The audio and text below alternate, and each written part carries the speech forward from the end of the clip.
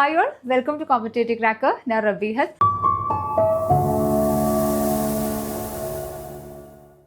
അപ്പോൾ ഇന്നത്തെ ക്ലാസ്സിൽ നമ്മൾ നോക്കാനായിട്ട് പോകുന്നത് നമ്മുടെ സെറ്റ് കോൺസ്റ്റിറ്റ്യൂഷൻ്റെ ഭാഗത്തുനിന്ന് ചോദിക്കാനായിട്ട് സാധ്യതയുള്ള കുറച്ച് ഇമ്പോർട്ടൻ്റ് ആയിട്ടുള്ള ക്വസ്റ്റ്യൻസും അതിൻ്റെ റിലേറ്റഡ് ഫാക്റ്റുകളാണ്.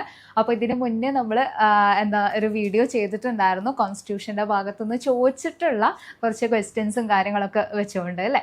അപ്പോൾ അത് നല്ല റെസ്പോൺസ് തന്നെയാണ് നിങ്ങളുടെ ഭാഗത്തുനിന്ന് വന്നിട്ടുണ്ടായിരുന്നത്. അപ്പോൾ അതിന് ഈ ഒരു ഭാഗത്തിൽ നമ്മൾ നോക്കാനായിട്ട് പോകുന്നത് ഈ ഒരു കോൺസ്റ്റിറ്റ്യൂഷൻ്റെ ഭാഗത്ത് നിന്ന് നമുക്ക് എക്സ്പെക്റ്റ് ചെയ്യാൻ പറ്റുന്ന ക്വസ്റ്റ്യൻസ് ഏതൊക്കെയാണ് എന്നുള്ളതാണ്. അപ്പോൾ പ്രീവിയസ് ഇയർ ക്വസ്റ്റ്യൻസും കാര്യങ്ങളൊക്കെ വെച്ചുകൊണ്ട് തന്നെയാണ്, അല്ലെങ്കിൽ ആ ഒരു ഏരിയാസ് ഫോക്കസ് ചെയ്തുകൊണ്ട് തന്നെയാണ് നമ്മൾ ചെയ്യുന്നത്. ഓക്കെ, അപ്പോൾ നമുക്ക് ആദ്യത്തെ ചോദ്യത്തിലോട്ട് പോവാം. ആദ്യത്തെ ചോദ്യം ഒരു മാച്ച് ദ ഫോളോയിങ് ആയിട്ട് വരുന്ന ഒരു ക്വസ്റ്റ്യൻ ആണ്.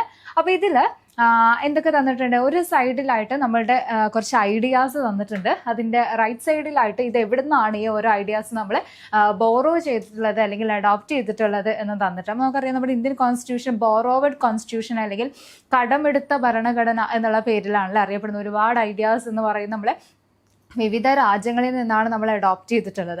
അപ്പോൾ ഇതിൽ ഡയറക്റ്റീവ് പ്രിൻസിപ്പിൾസ് തന്നിട്ടുണ്ട്, ഫണ്ടമെന്റൽ റൈറ്റ്സ് തന്നിട്ടുണ്ട്, കൺകറന്റ് ലിസ്റ്റ് ഉണ്ട്, പാർലമെന്ററി സിസ്റ്റം ഉണ്ട്, USA ഉണ്ട് റൈറ്റ് സൈഡിലായിട്ട്, അയർലാൻഡ്, UK, ഓസ്ട്രേലിയ തന്നിട്ടുണ്ട്. അപ്പോൾ ഇത് ഏതാണ് നമ്മുടെ ഉത്തരം വരുന്നത് എന്നുള്ളത് നമ്മൾ നോക്കുമ്പോൾ നമുക്കറിയാം, നമ്മുടെ ഡയറക്റ്റീവ് പ്രിൻസിപ്പിൾസ് എന്ന് പറയുന്നത് മാർഗനിർദ്ദേശക തത്വങ്ങൾ എന്ന് പറയുന്നത് നമ്മൾ കടമെടുത്തിട്ടുള്ളത് എവിടെ നിന്നാണ്?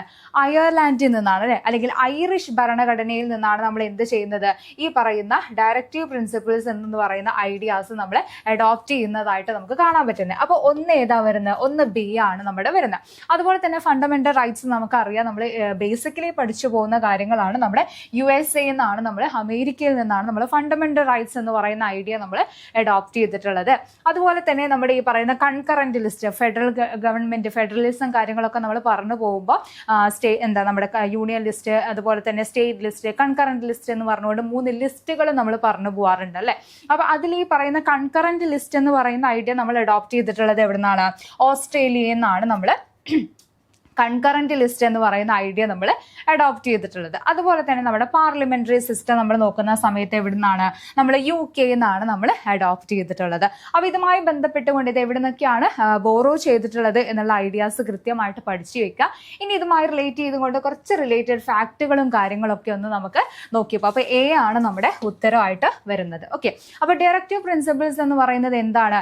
ഏത് തൊട്ട് ഏത് വരെയുള്ള ആർട്ടിക്കിൾസ് ആണ് എന്നുള്ള കാര്യം ഒന്ന് ഇവിടെ നിങ്ങൾ നോട്ട് ചെയ്ത് വെക്കുക. 36 തൊട്ട് 51 വരെയുള്ള ആർട്ടിക്കിൾസ് ആണ് ഇതിനെ കുറിച്ച് ഡീൽ ചെയ്യുന്ന ഈ പറയുന്ന DPSP എന്ന് പറയുന്ന കാര്യത്തെക്കുറിച്ച് ഡീൽ ചെയ്യുന്നതായിട്ട് നമുക്ക് കാണാൻ പറ്റുന്നത്. അതിനുശേഷം വരുന്ന 51A എന്ന് പറയുന്ന ഭാഗമാണ് നമ്മുടെ ഫണ്ടമെന്റൽ ഡ്യൂട്ടീസ് എന്ന് പറയുന്ന കാര്യത്തെ ഡീൽ ചെയ്യുന്നതായിട്ട് നമുക്ക് കാണാൻ പറ്റുന്നത്. ഓക്കെ, പിന്നെ അതുപോലെ തന്നെ ഫണ്ടമെന്റൽ റൈറ്റ്സ് നമുക്കറിയാം, നമ്മൾ പഠിച്ചിട്ടുള്ളത് ആയിട്ടുള്ള കാര്യങ്ങളാണ്. 12 തൊട്ട് 35 വരെയുള്ള ഭാഗമാണ് എന്തിനെ കുറിച്ച് ഡീൽ ചെയ്യുന്നത്?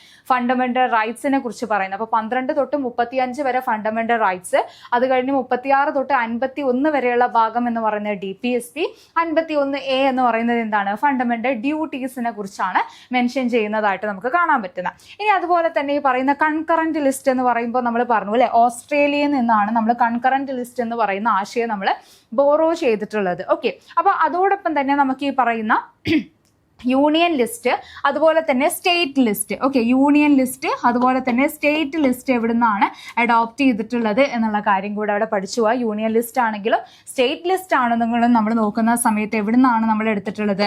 കാനഡയിൽ നിന്നാണ്. ഓക്കെ, കാനഡയിൽ നിന്നാണ്. അപ്പോൾ യൂണിയൻ ലിസ്റ്റ്, സ്റ്റേറ്റ് ലിസ്റ്റ് നമ്മൾ കാനഡയിൽ നിന്നാണ് അഡോപ്റ്റ് ചെയ്തിട്ടുള്ളത്. കൺകറന്റ് ലിസ്റ്റ് നമ്മൾ നോക്കുന്ന സമയത്ത് നമ്മൾ ഓസ്ട്രേലിയയിൽ നിന്നാണ് അഡോപ്റ്റ് ചെയ്തിട്ട്. അപ്പോൾ 3 കാര്യങ്ങൾ അവിടെ ഒരുമിച്ച് തന്നെ പഠിച്ചു പോവുക എന്നുള്ളതാണ്. ഓക്കെ, പിന്നെ നമ്മുടെ പാർലമെന്ററി സിസ്റ്റം എവിടെ നിന്നാണ് വരുന്നത്?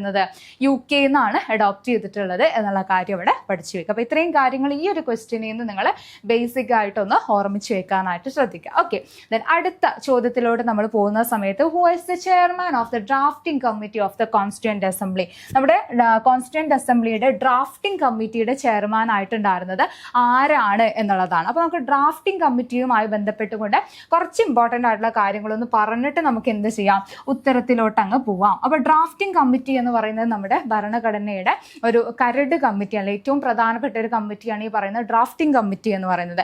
എന്നാണ് ഇത് നിലവിൽ വരുന്നത് എന്നുള്ള കാര്യം ഒന്ന് ഓർമ്മിച്ച് വെക്കുക. 1947 August 29. Okay, August 29 drafting committee എന്ന് പറയുന്നത് നിലവിൽ വരുന്നതായിട്ട് നമുക്ക് കാണാൻ പറ്റുന്നത്.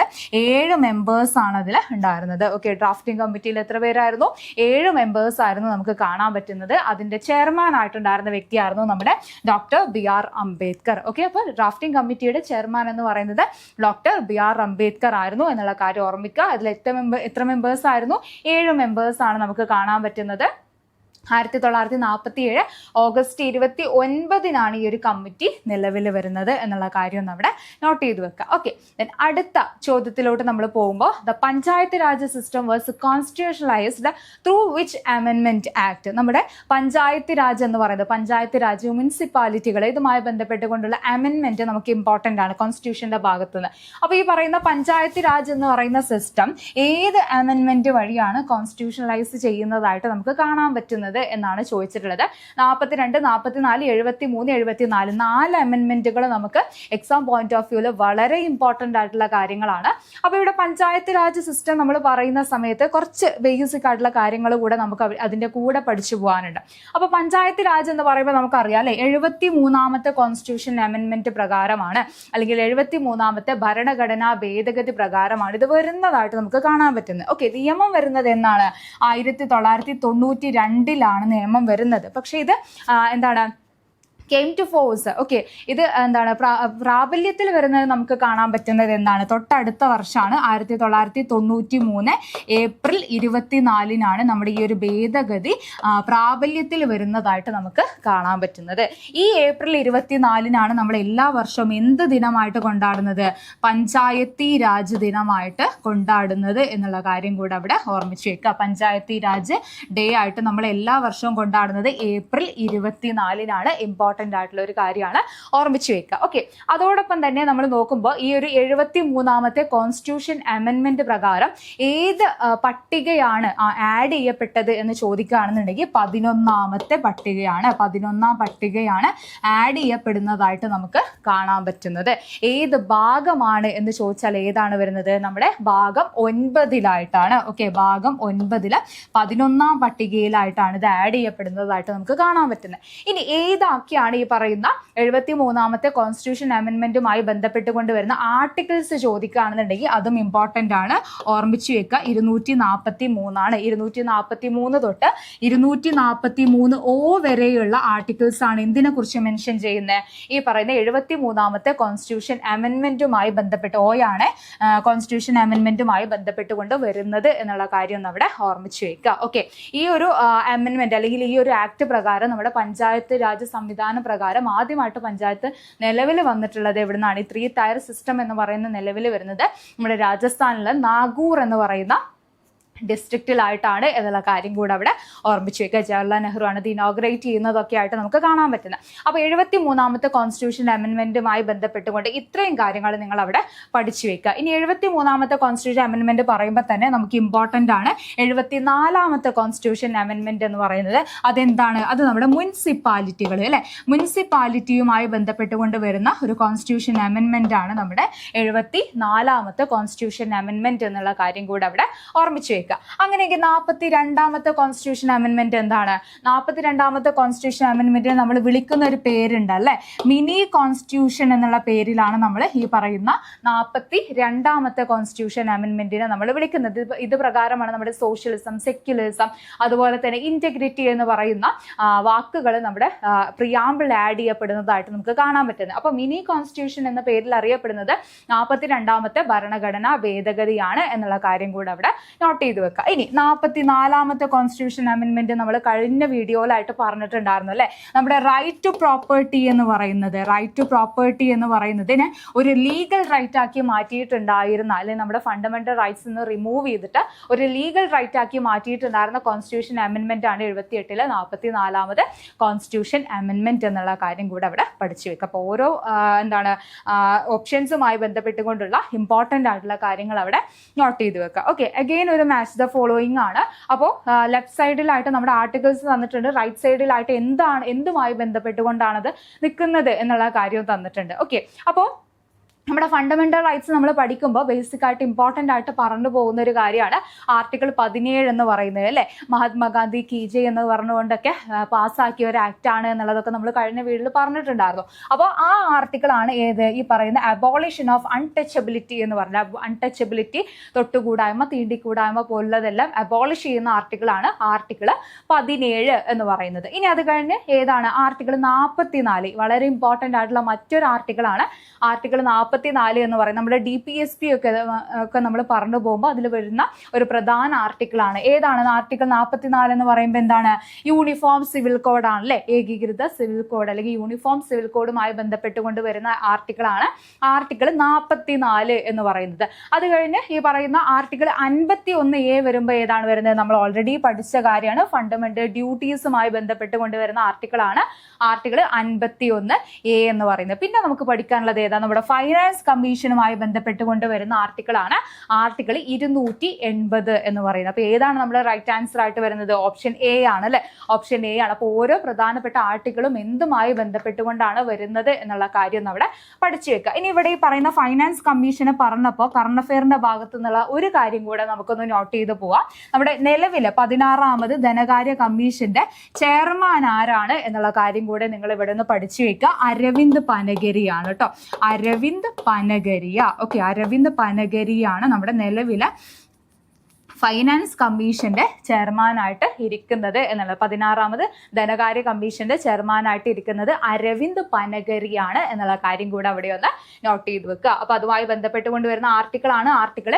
280 എന്ന് പറയുന്നത് കേട്ടോ. അപ്പൊ അത്രയും കാര്യങ്ങൾ അവിടെ ഒന്ന് നോട്ട് ചെയ്ത് വെക്കുക. ദെൻ അടുത്ത ചോദ്യത്തിലോട്ട് നമ്മൾ പോകുമ്പോൾ കഴിഞ്ഞ ക്ലാസ്സിൽ നമ്മൾ പറഞ്ഞിട്ടുണ്ടായിരുന്ന ഒരു കാര്യം തന്നെയാണ്, which fundamental right was described by doctor B.R. Ambedkar as the heart and soul of constitution. നമ്മുടെ കോൺസ്റ്റിറ്റ്യൂഷന്റെ നമ്മുടെ ഭരണഘടനയുടെ ഹൃദയവും ആത്മാവും എന്ന് എന്താണ് B.R. അംബേദ്കർ വിശേഷിപ്പിച്ചിട്ടുണ്ടായിരുന്നത് ഏത് കോൺസ്റ്റിറ്റ്യൂഷൻ അല്ലെങ്കിൽ ഏത് ആർട്ടിക്കിളിനെയാണ് എന്നാണ് ചോദിച്ചത്. നമുക്കറിയാം അല്ലെ, ആർട്ടിക്കിൾ 32 എന്താ വരുന്നത്, ഈ പറയുന്ന കോൺസ്റ്റിറ്റ്യൂഷൻ റെമഡീസുമായി ബന്ധപ്പെട്ടുകൊണ്ട് വരുന്നത്. ഇതുമായി ബന്ധപ്പെട്ട ഒരു ക്വസ്റ്റ്യൻ കൂടെ, ഒരു ഇമ്പോർട്ടൻ്റ് ആയിട്ടുള്ള ക്വസ്റ്റ്യൻ ഇവിടെ നമുക്ക് നോക്കാനുണ്ട്, അത് താഴെ നോക്കാം നമുക്ക്. അപ്പൊ റൈറ്റ് ടു കോൺസ്റ്റിറ്റ്യൂഷൻ റെമഡീസുമായി ബന്ധപ്പെട്ടുകൊണ്ട് വരുന്ന ആർട്ടിക്കിൾ ആണ് അല്ലെ. ഇതിനെയാണ് B.R. അംബേദ്കർ എന്ത് വിശേഷിപ്പിച്ച് ഇന്ത്യൻ ഭരണഘടനയെ ഹൃദയവും ആത്മാവും എന്നുള്ള വിശേഷണം അദ്ദേഹം കൊടുത്തിട്ടുണ്ടായിരുന്നു. അപ്പൊ നമുക്ക് ഇതുമായി ബന്ധപ്പെട്ട പ്രധാനപ്പെട്ട കുറച്ച് ആർട്ടിക്കിൾസ് കൂടെ ഇവിടെ അങ്ങ് പറഞ്ഞു പോകും. നമ്മൾ പഠിച്ച നിങ്ങൾക്ക് അറിയുന്ന കാര്യങ്ങൾ തന്നെയാണ്. അപ്പൊ റൈറ്റ് ടു ഇക്വാലിറ്റി എന്നതുമായി ബന്ധപ്പെട്ടുകൊണ്ട് വരുന്ന ആർട്ടിക്കിൾ ഏതാണ്, റൈറ്റ് ടു ഇക്വാലിറ്റി നമ്മൾ പറയുമ്പോൾ ഫണ്ടമെന്റൽ റൈറ്റ്സിൽ ആർട്ടിക്കിൾ 14 തൊട്ട് 18 വരെയുള്ള ഭാഗമാണ് എന്തിനെ കുറിച്ച് പറയുന്നത്, ഇക്വാലിറ്റിയുമായി ബന്ധപ്പെട്ടുകൊണ്ടുള്ള കാര്യങ്ങൾ പറയുന്നത് അല്ലെ. അതുപോലെ തന്നെ റൈറ്റ് അഗെയിൻസ്റ്റ് എക്സ്പ്ലോയിറ്റേഷൻ നമ്മൾ കഴിഞ്ഞ ക്ലാസ്സിൽ കഴിഞ്ഞ വീഡിയോയിൽ പറഞ്ഞിട്ടുണ്ടായിരുന്നു. ഏതാണ് 23ാമത്തെയും 24ാമത്തെയും ആർട്ടിക്കിൾ ആണ് എന്തിനെ കുറിച്ച് പറയുന്നത്, ഈ പറയുന്ന എക്സ്പ്ലോയിറ്റേഷൻ അഗെയിൻസ്റ്റ് ആയിട്ട് വരുന്ന ആർട്ടിക്കിൾസ് എന്ന് പറയുന്നത്. അതുപോലെ തന്നെ കോൺസ്റ്റിറ്റ്യൂഷൻ റെമഡീസുമായി ബന്ധപ്പെട്ടുകൊണ്ട് വരുന്ന ആർട്ടിക്കിൾ ആണ് നമ്മുടെ ആർട്ടിക്കിൾ 32 എന്ന് പറയുന്നത്. അതുപോലെ തന്നെ റൈറ്റ് ടു റിലീജിയസ് ഫ്രീഡം അല്ലെങ്കിൽ ഫ്രീഡം ഓഫ് റിലീജിയനുമായി ബന്ധപ്പെട്ടുകൊണ്ട് വരുന്ന ആർട്ടിക്കിൾ ആണ് നമ്മുടെ ആർട്ടിക്കിൾ 25 തൊട്ട് 28 വരെയുള്ള ഭാഗം എന്നുള്ള കാര്യം കൂടെ അവിടെ നോട്ട് ചെയ്ത് വെക്കുക. അപ്പൊ ഇത്രയും ഇമ്പോർട്ടന്റ് ആയിട്ടുള്ള ആർട്ടിക്കിൾസ് ഇതെല്ലാം നമുക്ക് ചോദിച്ചിട്ടുള്ളതും ഇനിയും ചോദിക്കാനായിട്ട് സാധ്യതയുള്ളതാണ്. അപ്പൊ ഈ കാര്യങ്ങളെല്ലാം അവിടെ നോട്ട് ചെയ്ത് വെക്കാനായിട്ട് ശ്രദ്ധിക്കുക കേട്ടോ. ഓക്കെ, ദെൻ അടുത്ത ചോദ്യത്തിലോട്ട് നമ്മൾ പോകുമ്പോൾ നമ്മൾ ഓൾറെഡി പറഞ്ഞു ആർട്ടിക്കിൾ 32 നമുക്കറിയാം അല്ലെ, 5 റിട്ടുകളാണ് നമ്മൾ ഈ പറയുന്ന കോൺസ്റ്റിറ്റ്യൂഷൻ റെമഡീസ് അല്ലെങ്കിൽ എന്താണ് നമ്മുടെ ഫണ്ടമെന്റൽ റൈറ്റ്സ് എന്ന് പറയുന്ന വയലേറ്റ് ചെയ്യപ്പെടുന്ന സമയത്ത് 5 റിട്ടുകളാണ് നമ്മൾ പുറപ്പെടുവിക്കുന്നത്. നമ്മൾ ഓൾറെഡി പറഞ്ഞിട്ടുണ്ടായിരുന്നു റിട്ട് എന്ന് പറയുന്ന ആശയം നമ്മൾ പിന്നെ അഡോപ്റ്റ് ചെയ്തിട്ടുള്ളത് എവിടുന്നാണ്, ബ്രിട്ടണിൽ നിന്നാണ് നമ്മൾ റിട്ട് എന്ന് പറയുന്ന ആശയം നമ്മൾ ബോറോ ചെയ്തിട്ടുള്ളത്. അപ്പൊ ഇത് പ്രകാരം 5 റിട്ടുകളാണ് നമ്മൾ പുറപ്പെടുവിക്കുന്നത്. അപ്പൊ ഇവിടെ ലെഫ്റ്റ് സൈഡിലായിട്ട് ആ 4 റിട്ടുകൾ, 5 4 റിട്ടുകൾ തന്നിട്ടുണ്ട്. അതിന്റെ റൈറ്റ് സൈഡിലായിട്ട് എന്താണ് അതിന്റെ ലിറ്ററൽ മീനിങ് എന്നുള്ള കാര്യം കൊടുത്തിട്ടുണ്ട്. അപ്പൊ ഹെബിയസ് കോർപ്പസ്, മാൻഡമസ്, ക്വാവാറൻഡോ, സെർഷ്യോറി. പിന്നെ നമ്മുടെ 5ാമത്തെ ആർട്ടിക്കിൾ 5ാമത്തെ റിട്ട് വരുന്നത് ഏതാണ്, പ്രൊഹിബിഷൻ ആണ് അല്ലെ. പ്രൊഹിബിഷൻ ആണ് നമ്മുടെ 5ാമത്തെ റിട്ടായിട്ട് വരുന്നത്. ഓക്കെ, അത് അവിടെ നിൽക്കട്ടെ. അപ്പൊ എന്തായാലും റൈറ്റ് സൈഡിലായിട്ട് we command by what authority to have the body to be certified എന്ന് പറഞ്ഞുകൊണ്ട് റൈറ്റ് സൈഡിലായിട്ട് അതിന്റെ ലിറ്ററൽ മീനിങ്ങും കൊടുത്തിട്ടുണ്ട്. അപ്പൊ ഇതിൽ ഏതാണ് ആൻസർ ആയിട്ട് വരുന്നത്? ഈ റിട്ടുകളുടെ ലിറ്ററൽ മീനിങ്ങുമായി ബന്ധപ്പെട്ടുകൊണ്ട് നമ്മൾ നോക്കുന്ന സമയത്ത് ഓപ്ഷൻ എ ആണ് അല്ലെ. Option A. അപ്പൊ നമുക്ക് പഠിച്ചു പോവാം എന്താണ് ഈ പറയുന്ന റിട്ടുകൾ എന്നുള്ളത്. ഹെബിയസ് കോർപ്പസ് എന്ന് പറയുമ്പോൾ എന്താണ് അന്യായമായിട്ട് തടങ്കിൽ വെച്ചിട്ടുള്ള ഒരാളെ കോടതിയുടെ മുന്നിൽ പ്രസന്റ് ചെയ്യാൻ ഹാജരാക്കാൻ പറഞ്ഞുകൊണ്ട് പുറപ്പെടുവിക്കുന്ന റിട്ടിനെയാണ് നമ്മൾ എന്ത് വിളിക്കുന്നത്? ഈ പറയുന്ന ഹെബിയസ് കോർപ്പസ് എന്നോട് നമ്മൾ ഉദ്ദേശിക്കുന്നത്. ടു പ്രസന്റ് ദ ബോഡി എന്നുള്ളതാണ്, അല്ലെങ്കിൽ ടു ഹാവ് ദ ബോഡി, അല്ലെങ്കിൽ ടു പ്രസന്റ് ദ ബോഡി എന്നൊക്കെയാണ് അതിന്റെ അർത്ഥമായിട്ട് വരുന്നത്. അപ്പൊ ഹെബിയസ് കോർപ്പസുമായി ബന്ധപ്പെട്ടുകൊണ്ട് വരുന്നത് ഓപ്ഷൻ സി ആണ്. 1 സി ആണ് ഇവിടെ വരുന്നത്. അപ്പൊ തന്നെ നമുക്ക് 2 ഓപ്ഷൻസ് ഇവിടെ എലിമിനേറ്റ് ആയി പോയി അല്ലെ. ഇനി രണ്ടാമത്തെ മാൻഡമസ്. മാൻഡമസിന്റെ ഏതാ വരുന്നത്? ലിറ്ററൽ മീനിങ് വരുന്നത് വി കമാൻഡ് എന്ന് പറയുന്നതാണ് അല്ലെ. ഒരു ഉദ്യോഗസ്ഥൻ അദ്ദേഹത്തിന്റെ കർത്തവ്യങ്ങൾ ചെയ്യാതിരിക്കുന്ന സമയത്ത് അദ്ദേഹത്തോട് നമ്മൾ പറയുന്നതാണ്, ഡ്യൂട്ടി ചെയ്യാനായിട്ട് കൽപ്പിക്കുന്ന ഒരു റിട്ടാണ് ഈ പറയുന്ന മാൻഡമസ് എന്ന് പറയുന്നത്. വി കമാൻഡ് എന്നുള്ള നാം കൽപ്പിക്കുന്നു എന്നുള്ളതാണ് അതിന്റെ അർത്ഥം വരുന്നത്. അപ്പൊ 2 എ ആണ് വരുന്നത്. അപ്പൊ നമുക്ക് ഓപ്ഷൻ സിയും അവിടെ എലിമിനേറ്റ് ആയി പോയി. ഓക്കെ. ദെൻ ക്വാവാറണ്ടോ എന്ന് പറയുമ്പോൾ നമ്മൾ ക്വസ്റ്റ്യൻ ചെയ്യാണ് ചെയ്യുന്നത്. എന്താണ്? ബൈ വാട്ട് അതോറിറ്റി എന്നാണ് നമ്മൾ ചോദിക്കുന്നത്. ബൈ വാട്ട് അതോറിറ്റി നമ്മൾ ക്വസ്റ്റ്യൻ ചെയ്യാണ്. ഒരു വ്യക്തി അയാൾക്ക് അർഹമല്ലാത്തൊരു പൊസിഷനിൽ ഇരിക്കുന്ന സമയത്ത് നമ്മൾ അതിനെ ക്വസ്റ്റ്യൻ ചെയ്യുന്നതാണ്. നിങ്ങൾക്ക് എന്ത് അധികാരം എന്നുള്ള രീതിയിൽ ബൈ വാട്ട് അതോറിറ്റി എന്ന് ചോദിച്ചുകൊണ്ട് നമ്മൾ ക്വസ്റ്റ്യൻ ചെയ്യുന്നതാണ് ഈ പറയുന്ന ക്വാ വാറണ്ടോ എന്ന് പറയുന്നത്. ലാസ്റ്റ് ആയിട്ട് ഏതാണ്? സെർഷ്യോററി എന്ന് പറയുമ്പോൾ എന്താണ്? ടു ബി സർട്ടിഫൈഡ് എന്നുള്ളതാണ് ആൻസർ ആയിട്ട്, അല്ലെങ്കിൽ അതിന്റെ ലിറ്ററൽ മീനിങ് ആയിട്ട് വരുന്നത്. സെർഷ്യോററി എന്ന് പറയുമ്പോൾ എന്താണ്? നമ്മൾ ഈ പറയുന്ന കീഴ്ക്കോടതിയിലുള്ള പരിഗണനയിൽ ഇരിക്കുന്ന കേസുകൾ മേൽക്കോടതിയിലോട്ട് മാറ്റുന്ന, ട്രാൻസ്ഫർ ചെയ്യുന്ന ഒരു പ്രോസസ്സിനെയാണ് നമ്മൾ എന്ത് വിളിക്കുന്നത്? ഈ പറയുന്ന സെർഷ്യോററി എന്നുണ്ട്. ടു ബി സർട്ടിഫൈഡ് എന്നുള്ളതാണ് അതിന്റെ അർത്ഥമായിട്ട് വരുന്നത്. ഇനി അതുപോലെ തന്നെ നമ്മുടെ 5ാമത്തെ റിട്ട് നമ്മൾ പറഞ്ഞു പ്രൊഹിബിഷൻ എന്ന് പറയുന്നതാണ് അല്ലെ. പ്രൊഹിബിഷൻ എന്ന് പറയുമ്പോൾ എന്ത് ചെയ്യാണ്? നമ്മൾ പ്രൊഹിബിറ്റ് ചെയ്യാണ് അവിടെ ചെയ്യുന്നത്. ഒരു കീഴ്ക്കോടതി അതിന്റെ അധികാര പരിധി ലംഘിക്കുന്ന സമയത്ത് എന്ത് ചെയ്യാണ്? അതിനെ ആ ഒരു പരിധിനെ നമ്മൾ ലിമിറ്റ് ചെയ്യുന്നതാണ് ഈ പറയുന്ന പ്രൊഹിബിഷൻ എന്ന് പറയുന്ന റിട്ട്. ഓക്കെ. അപ്പൊ ഈ 5 റിട്ടുകൾ ഇമ്പോർട്ടന്റ് ആണ്, നമുക്ക് പഠിച്ചു വെക്കുക. എന്താണ് അതിന്റെ ലിറ്ററൽ മീനിങ്, കാര്യങ്ങളൊന്നും അവിടെ നോട്ട് ചെയ്ത് വെക്കുക കേട്ടോ. ഓക്കെ. ദെൻ ഇനി നിങ്ങൾക്കുള്ള ഒരു ക്വസ്റ്റ്യൻ ആണ്. The concept of single citizenship in India his taken from the constitution of. നമ്മളുടെ ഇന്ത്യയിലെ സിംഗിൾ സിറ്റിസൺഷിപ്പ് എന്ന് പറയുന്ന ഈ ഒരു ആശയം നമ്മൾ ഏത് കോൺസ്റ്റിറ്റ്യൂഷനിൽ നിന്നാണ് എടുത്തിട്ടുള്ളത്? USA നിന്നാണോ, ബ്രിട്ടനിൽ നിന്നാണോ, കാനഡയിൽ നിന്നാണോ, ഫ്രാൻസിൽ നിന്നാണോ നമ്മൾ അഡോപ്റ്റ് ചെയ്തിട്ടുള്ളത് എന്നാണ് ചോദിക്കുന്നത്. അപ്പോൾ നമുക്ക് ഈ സിറ്റിസൺഷിപ്പുമായി ബന്ധപ്പെട്ടുകൊണ്ടുള്ള 1-2 കാര്യങ്ങൾ ഇമ്പോർട്ടൻ്റ് ആയിട്ടൊന്ന് നോക്കി വെക്കാം.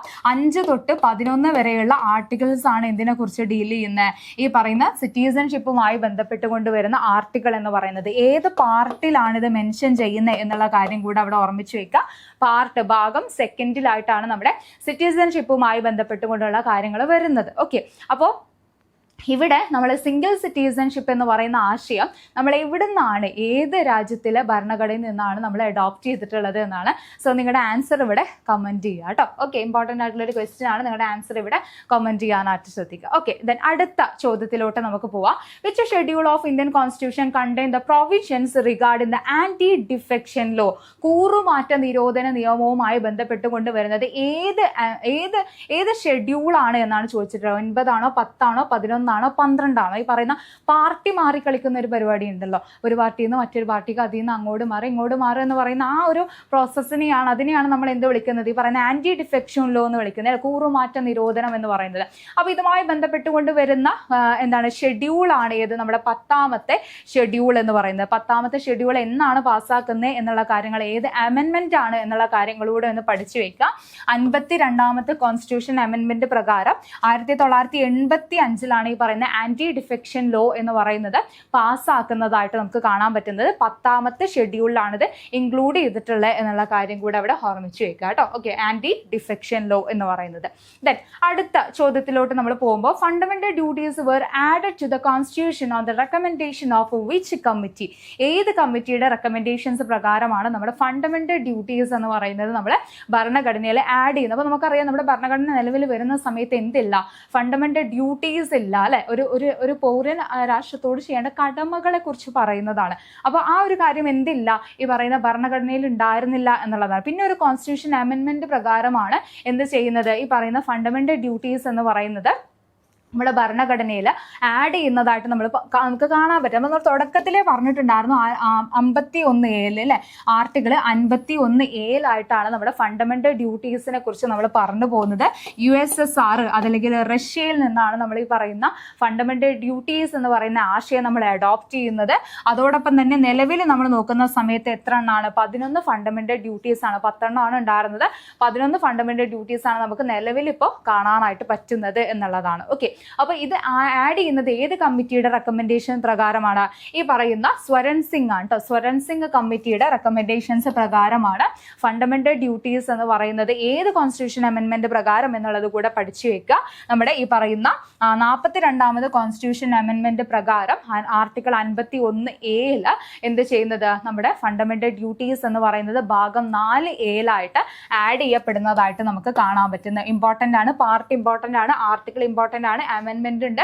അതുപോലെ തന്നെ ഏത് കമ്മിറ്റിയാണ്, ബാക്കിയുള്ള കാര്യങ്ങളൊക്കെ ഒന്ന് അവിടെ നോട്ട് ചെയ്ത് വെക്കുക. ഓക്കെ, അപ്പോൾ ഇത്രയും ഒരു കാര്യങ്ങൾ ഈ പറയുന്ന ഫണ്ടമെന്റൽ ഡ്യൂട്ടീസുമായി ബന്ധപ്പെട്ടുകൊണ്ട് അവിടെ ഒന്ന് നോട്ട് ചെയ്ത് വെക്കാനായിട്ട് ശ്രദ്ധിക്കുക കേട്ടോ. സോ ഇത്രയും ചോദ്യങ്ങളാണ് നമുക്ക് ഇന്നത്തെ ക്ലാസ്സിൽ പഠിക്കാനായിട്ടുള്ളത്. നിങ്ങൾക്ക് യൂസ്ഫുൾ ആയി എന്ന് വിചാരിക്കുന്നു. നമുക്കറിയാം നമ്മുടെ സെറ്റ് എക്സാമും കാര്യങ്ങളെല്ലാം നമ്മളോട് അടുത്തുകൊണ്ടിരിക്കുന്ന ഒരു സമയമാണ് അല്ലേ. അപ്പോൾ ജനറൽ പേപ്പർ ആണെങ്കിലും അതെല്ലാം നിങ്ങളുടെ സബ്ജക്ട് പേപ്പർ ആണെങ്കിലും എല്ലാവരും നല്ല ഫോക്കസ് ചെയ്തുകൊണ്ട് പഠിച്ചു പോകുന്ന സമയമായിരിക്കും. അപ്പോൾ കോമ്പറ്റേറ്റീവ് ക്രാക്കറിലാണെങ്കിലും നമ്മൾ നിങ്ങൾക്ക് വേണ്ടിയിട്ടുള്ള ഒരു ഫൈനൽ റിവിഷൻ എന്നുള്ള രീതിയിൽ നമ്മൾ പുതിയ ബാച്ചുകൾ, അതായത് ബൂസ്റ്റർ ബാച്ചുകളും കാര്യങ്ങളെല്ലാം നമ്മൾ സ്റ്റാർട്ട് ചെയ്തിട്ടുണ്ട്. അപ്പോൾ കൃത്യമായിട്ട് ഇതുപോലെ പ്രീവിയസ് ഇയർ ക്വസ്റ്റ്യൻസ്, എക്സ്പെക്ട് ചെയ്യാൻ നമുക്ക് പറ്റുന്ന ക്വസ്റ്റ്യൻസ്, ഇതെല്ലാം ബേസ് ചെയ്തുകൊണ്ടുള്ള ക്ലാസ്സുകളും കാര്യങ്ങളാണ് നമ്മൾ പോകുന്നത്. അപ്പോൾ ഈ ഒരു ബാച്ചിനെ കുറിച്ചും കാര്യങ്ങളെക്കുറിച്ചൊക്കെ കൂടുതൽ ഡീറ്റെയിൽസ് കാര്യങ്ങൾ അറിയണമെന്നുണ്ടെങ്കിൽ നിങ്ങൾ ഈ ഒരു നമ്പറിൽ, താഴെ കാണുന്ന നമ്പറിലോ അല്ലെങ്കിൽ ബോർഡിൽ താഴെ നമ്മൾ ഫോം കാര്യങ്ങൾ പ്രൊവൈഡ് ചെയ്യുക. അതിൽ നിങ്ങളുടെ ക്വയറീസും കാര്യങ്ങളും നിങ്ങൾക്ക് അറിയിക്കാവുന്നതാണ്. എന്ത് ഡൗട്ട്സ് ഉണ്ടെങ്കിലും നിങ്ങൾ അറിയിക്കുക, വിളിക്കുക. ഓക്കെ, അപ്പോൾ നിങ്ങൾക്ക് ക്ലാസ് യൂസ്ഫുൾ ആയി എന്ന് വിചാരിക്കുന്നു. എന്തെങ്കിലും ഡൗട്ട്സ് കാര്യങ്ങൾ ഉണ്ടെന്നുണ്ടെങ്കിൽ താഴെ കമൻറ്റ് ചെയ്യുക. അതുപോലെ തന്നെ നമ്മൾ ചോദിച്ച ചോദ്യത്തിലുള്ള ആൻസർ നിങ്ങൾ കമൻ്റ് ആയിട്ട് രേഖപ്പെടുത്തുക. പിന്നെ അതുപോലെ ഇതിൻ്റെ കണ്ടിന്യൂഷൻ നമുക്ക് ഇനിയും ചെയ്യാം. അപ്പോൾ നിങ്ങളുടെ ആദ്യമായിട്ട് വീഡിയോ കാണുന്നവരാണെന്നുണ്ടെങ്കിൽ ലൈക്ക് ചെയ്യുക, സബ്സ്ക്രൈബ് ചെയ്യുക, ഷെയർ ചെയ്യാനായിട്ട് ശ്രദ്ധിക്കുക. So thank you.